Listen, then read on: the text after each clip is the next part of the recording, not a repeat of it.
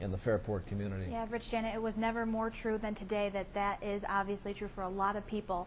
Now today it was standing room only at the service. We did respect the family's wishes to keep the cameras outside of the church, but we were allowed to attend ourselves. The service was emotional for everyone. The theme throughout was remembering Heather Boyum's life and spirit.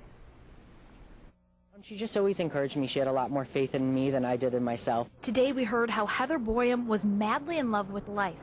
From her role as a teacher at Fairport High School to her love for being an athlete, and most of all, being a wife and a mother. Those who knew her best spoke today at her funeral to explain how she had a passion for it all.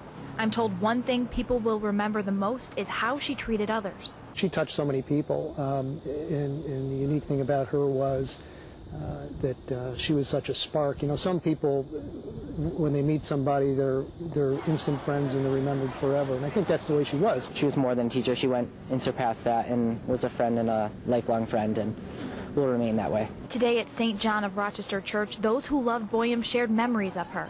Like this man who grew up with Boyum. They spent summers on a lake in Canada together. Every summer,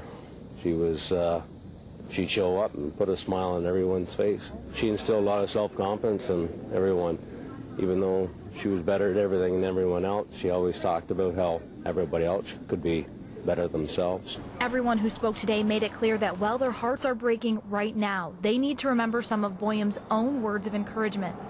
Celebrate life, laugh more, say yes often, push harder, and love with all you have.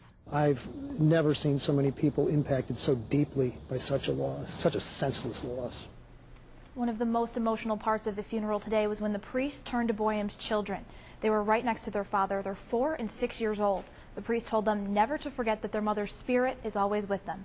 Rich and Janet, that obviously brought a tear to everybody's eye. Sure, and we understand that Heather and Eric's youngest child is going into kindergarten now, and I'm sure the school district has to be a huge source of support for them now. Yeah, it's their oldest child actually, and he's going into kindergarten this year. The school district is supporting them through this and helping the son transition into school. Obviously very hard time for the whole family, but the good news is they have support coming from all different angles. Amanda CIAVARRI, thank you very much.